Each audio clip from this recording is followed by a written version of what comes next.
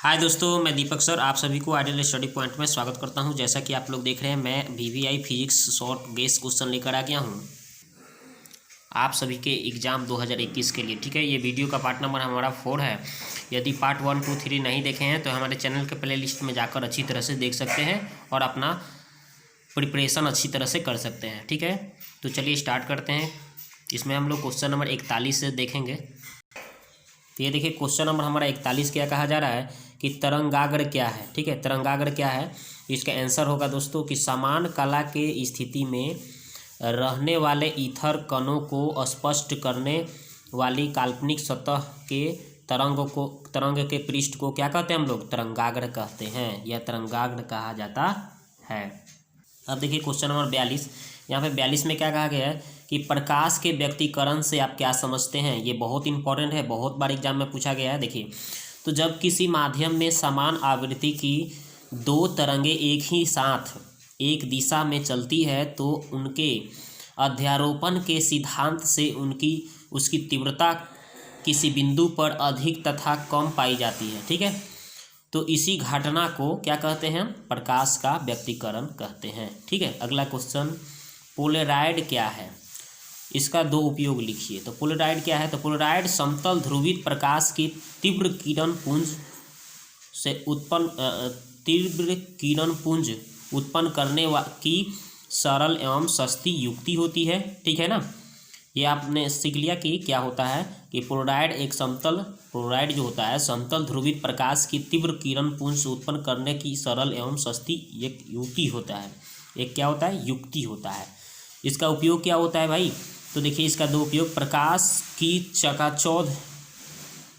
की चकाचौंध दूर करने में। ठीक है ना, जब हम लोग कहीं रात के समय में हम लोग चलते हैं ना, तो इस पोलराइड का यूज करते हैं वाहनों में प्रकाश की चकाचौंध को दूर करने में। दूसरा है कि रात्रि के समय दो वाहनों के सुरक्षित पार करने में। ठीक है, तो ये दो उपयोग आपने सीख लिया। ठीक है, अब अगला क्वेश्चन देखते हैं। ये देखिए, ब्रूस्टर का नियम क्या कहा गया है। ब्रूस्टर का नियम, तो यह नियम जो था सन 1811 ईस्वी में ब्रूस्टर नाम के वैज्ञानिक ने दिया था। ठीक है ना, याद रखिएगा।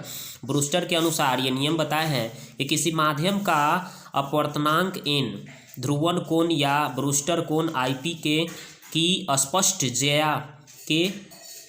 जया के बराबर होता है। ठीक है ना, देखिए अर्थात n बराबर tan IP, ये सूत्र हो जाता है। अगला, दार्शनिक तथा द्विधारी पद्धतियाँ क्या होता है, समझाइए। तो दार्शनिक देखिए, वैसा अंक पद्धति जिसमें 10 अंकों जैसे 0 से लेकर कितना तक, 9 तक, 0 1 2 3 4 9 तक को लेकर तथा आधार 10 को दिखाकर दर्शाया जाए उसे दार्शनिक पद्धति कहते हैं। जैसे देखिए 25 है, यहाँ पे आधार देखिए 10 दिखाया गया है ना, 5 है, इसको 10 आधार दिखाया गया है, तो ये सब दार्शनिक पद्धति हो गया दोस्तों। ठीक है, अब इसी तरह से अब इसी में बोला गया था इसी क्वेश्चन में कि द्विधारी को भी दिखाना है। तो द्विधारी अंक पद्धति क्या है, तो वैसा अंक पद्धति जिसमें दो अंक 0 और 1 को लेकर, ठीक है ना, तथा आधार 2 को दिखाकर दर्शाया जाए उसे द्विधारी अंक पद्धति कहते हैं। जैसे देखिए 1 0 देख रहे हैं ना, इसमें कौन कौन सा अंक लेना है, 0 और 1 ही लेना है। 0 1 0 1 का यूज करके यहाँ पे 2 को आधार दिखाकर लिखा जाएगा, उसी को हम द्विधारी अंक पद्धति कहते हैं। राइट, ये देखिए लॉजिक गेट क्या होता है भाई। तो लॉजिक गेट्स क्या होता है, तो देखिए लॉजिक गेट्स, जब किसी परिपथ में ध्रुवित विद्युत धारा निवेश करती है और करती हुई किसी विद्युतीय यंत्र को चलाने के लिए धारा निर्गम करती है, तो इसके लिए कुछ स्विच के सहायता से परिपथ में धारा को जाने या रोकने के लिए ऑन और या ऑफ का प्रयोग किया जाता है। और ऐसी शर्तों का आकलन करना ही क्या कहलाता है, लॉजिक गेट्स कहलाता है। ठीक है दोस्तों, अगला क्वेश्चन, एंड गेट्स क्या होता है, इसका सत्य तालिका बनाइए। तो एंड गेट्स क्या होता है, तो देखिए श्रेणीक्रम परिपथ में एक बल्ब को जलाने के लिए दो स्विच S1 S2 का प्रयोग करके लॉजिक संकेत का क्या किया जाता है, किसी गेट्स की क्रिया का वर्णन करते हैं। जैसे देखिए यहाँ पे इसका सत्य तालिका हमने बनाया। यहाँ पे देखिए हमने एक चित्र छोटा सा बनाया है। ठीक है ना, यहाँ पे देखिए ये बल्ब है, थोड़ा सा चित्र तो उतना अच्छा नहीं बन पाया है। ठीक है, देखिएगा, तो S1 S2 हमने 2 स्विच लगाया, 2 यहाँ पे यहाँ पे बैटरी से जोड़ दिया, यहाँ पे बल्ब, ठीक है। तो देखिए यहाँ पे इसको इनपुट बोला गया, इसको आउटपुट बोला गया, ठीक है। इसको हम ए मान के चलते हैं, इसको हम बी मान के चलते हैं, ठीक है।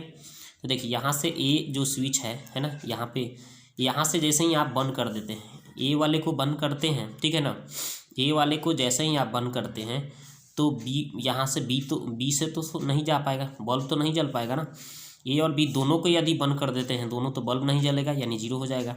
ए को यदि बंद कर देते हैं और बी को आप चालू कर देते हैं तब पर भी बल्ब नहीं जलेगा, और ये तो हो गया। और यदि हम ए को चालू कर देते हैं, बी को बंद कर देते हैं तब पर भी बल्ब नहीं जलेगा। ए और बी दोनों को चालू कर देते हैं तब बल्ब आराम से जलेगा, ठीक है ना। यानी कि आप समझ गए होंगे। देखिए इसको हमने ऑफ़ किया, ऑफ़ किया मतलब जीरो, ठीक है। ऑफ़ का मतलब जीरो, ऑन का मतलब एक, याद रखिएगा, ठीक है ना। तो ये बात याद रखिए। तो इसको हमने ऑफ़ किया, इसको भी ऑफ़ किया, तो ये ऑफ़ ही रहेगा, नहीं जलेगा, यानी जीरो जीरो लिख दिए।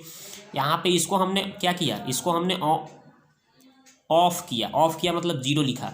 इसको हमने ऑन किया, तो यहाँ से जब धारा ही नहीं जाएगा तो यहाँ से कहाँ से जलेगा, नहीं ना जलेगा, तो जीरो और एक तो नहीं जलेगा, यानी जीरो हो जाएगा। और इसको हमने ऑन कर दिया, इसको ऑफ़ कर दिया तो पर भी नहीं जल पाएगा, यानी एक जीरो तो जीरो ही रहेगा। और इसको भी ऑन कर दिया, इसको भी ऑन कर दिया, तो ये ऑन हो जाएगा, यानी जलने लगेगा, यानी एक एक एक, ठीक है ना। ये समझ गए होंगे। चलिए अब नेक्स्ट देखते हैं। तो ये देखिए अगला, और गेट्स क्या है, इसका सत्य तालिका बनाइए, ठीक है। और गेट्स देखिए, किसी परिपथ में किसी बल्ब को जलाने के लिए स्विच का उपयोग करके क्रिया किया जाता है, उसे और गेट्स कहा जाएगा। देखिए यहाँ पे और गेट्स का यहाँ पे हम सत्य तालिका बनाए हैं। देखिए सत्य तालिका, इनपुट आउटपुट ले लिए, ए बी लिख लिया, ठीक है ना। ये S1 S2 यानी ए और बी इसको मान के चलिए, ठीक है। तो इस S1 यानी कि ए वाले को, इसको यहाँ पे जैसे मान लीजिए ए है स्विच, ये आपका बी है, ठीक है ना। तो ए वाले को यदि हम यहाँ से देखिए धारा जोड़ रहे हैं तो ए से ही होकर जाएगा, बी से होकर भी जाएगा। तो ये कैसे होगा जी, तो देखिए यहाँ पे यदि ए को बंद कर दिए, तो यहाँ से तो धारा नहीं जाएगा, लेकिन इधर से तो जाएगा ना। और बी को भी बंद कर दिए, दोनों को बंद कर दिया तो बल्ब नहीं जलेगा, यानी जीरो रहेगा। यदि हम यहाँ पे ए को बंद कर दिया और बी को चालू रखा, तब पर भी इसमें धारा जाकर ये जला देगा ना बल्ब को, यानी कि एक, देखिए इसको हमने क्या किया है, इसको ए वाले को हमने ऑफ़ किया है और बी वाले को क्या किया है, ऑन कर दिया, तब पर भी बल्ब जल रहा है, यानी एक हो गया। और यदि हम ए वाले को ऑन करते हैं, बी वाले को ऑफ़ कर देते हैं, जीरो कर देते हैं, तो ये क्या हो जाएगा, तब पर भी बल्ब जल जाएगा, यानी एक हो जाएगा, एक जीरो एक। और दोनों स्विच को जैसे ही ऑन करते हैं, एक एक लिखते हैं, तो ये बल्ब जल जाएगा, यानी एक हो जाएगा। समझ गए होंगे। देखिए जेनर डायोड क्या होता है और इसका कार्य लिखना है। जेनर डायोड एक साधारण डायोड होता है जो सूक्ष्म धारा को आगे की दिशा में बहने की अनुमति नहीं देता है, परंतु यदि वोल्टेज का मान इसके ब्रेक डाउन वोल्टेज से ज़्यादा होता है तो यह धारा के उल्टी दिशा में बहने की अनुमति देता है। इसे ही जेनर डायोड कहा जाता है। इसका कार्य क्या है, यह धारा को नियंत्रक के रूप में कार्य करता है, ये धारा को नियंत्रक के रूप में कार्य करता है। डोपिंग क्या होता है दोस्तों, तो चूंकि देखिए चूंकि क्या होता है, देखिए ये चूंकि लिखा गया है, चूंकि सेमीकंडक्टर को चालक या अर्धचालक, ठीक है, के रूप में प्रयोग करते हैं, लेकिन शुद्ध रूप में एक सेमीकंडक्टर एक कुचालक की तरह काम करता है। इसे चालक और कुचालक दोनों से प्रयोग करने के लिए दोनों से प्रयोग करने के लिए हम इसमें कुछ अशुद्धता ये ध है, अशुद्धता मिलाते हैं, जिसे हम डोपिंग कहते हैं, जिसे हम क्या कहते हैं, डोपिंग कहते हैं, ठीक है ना। यहाँ पे बोला जा रहा है दोस्तों कि यहाँ पे कुचालक के तरह काम करता है, वो तो हो गया। इसे यहाँ से फिर से देखिए बताता हूँ, चूँकि सेमीकंडक्टर को चालक या अर्धचालक के रूप में प्रयोग करते हैं, ठीक है, लेकिन शुद्ध रूप में एक सेमीकंडक्टर एक कुचालक की तरह काम करता है। इसे चालक और कुचालक दोनों से प्रयोग करने के लिए हम इसमें कुछ अशुद्धता को मिलाते हैं, जिसे हम डोपिंग कहते हैं, राइट। अब देखिए ये वाला VBI क्वेश्चन है, देखिए कह रहा है निम्नलिखित पर टिप्पणी लिखें। पहला क्या बोला दोस्तों कि फैक्स क्या होता है, WW ई-कॉमर्स मोडोम। तो देखिए फैक्स क्या होता है, टेलीविज़न लाइन के माध्यम से दूरस्थ स्थान पर डॉक्यूमेंट का इलेक्ट्रॉनिक प्रेषण क्या कहलाता है, फैक्स कहलाता है। WWW क्या होता है, तो इसका फुल नेम होता है दोस्तों वर्ल्ड वाइड वेब, ठीक है, जो इंटरनेट का एक हिस्सा होता है, ठीक है ना। अब देखिए ई कॉमर्स क्या होता है। ई कॉमर्स क्या होता है दोस्तों, तो इसे इलेक्ट्रॉनिक कॉमर्स भी कहा जाता है, ठीक है ना। इंटरनेट तथा अन्य इलेक्ट्रॉनिक माध्यमों से उत्पाद और सेवाएं खरीदना और बेचना, है ना, मनी जैसे मनी ट्रांसफ़र करना, डाटा शेयर करने की इसकी प्रक्रिया होता है, इससे प्रक्रिया किया जाता है, ठीक है ना। अगला है मोडेम क्या होता है दोस्तों। मोडेम जो होता है दोस्तों एक उपकरण या प्रोग्राम होता है जो कंप्यूटर के डाटा को संचारित करने के में सक्षम बनाता है, जैसे टेलीफोन हो गया, केबल लाइन हो गया।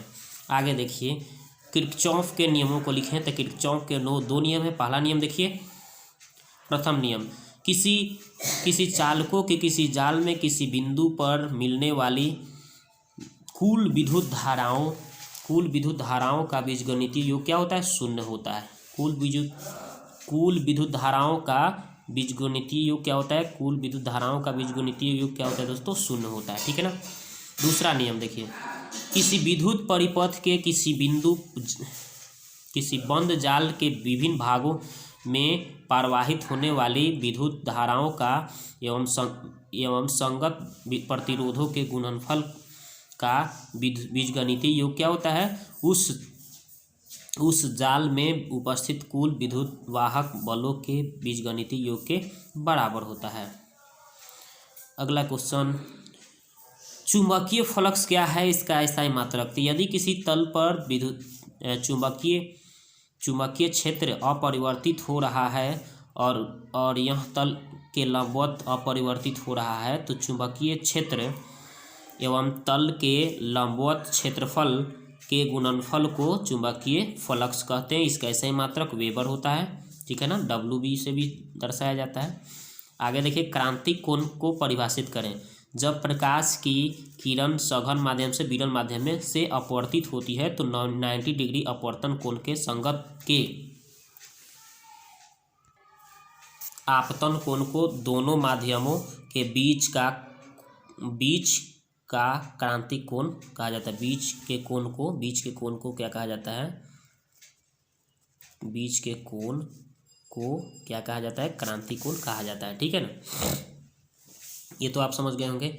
यहाँ पे देखिए मैं फिर से एक बार समझा देता हूँ। यहाँ पे देखिए कहा है जब प्रकाश की किरण सघन माध्यम से विरल माध्यम में जाती है, ठीक है ना, से अपवर्तित होती है ना, तो उसमें 90 डिग्री का जो कोण बनता है उसी के संगत आपतन कोण को दोनों माध्यमों के बीच का क्रांतिक कोण कहा जाता है। बीच को ही क्या कहा जाता है, बीच के कोण को ही क्या कहा जाएगा, क्रांतिक कोण कहा जाता है, ठीक है ना। आगे देखते हैं, रंगीन विपथन त्रुटि को कैसे कम किया जाता है। तो दो प्रिज्मों को एक दूसरे के विपरीत दिशा में करके जोड़ने पर रंगीन विपथन को कम किया जा सकता है। लेजर प्रकाश के गुणों एवं उपयोगों को लिखें।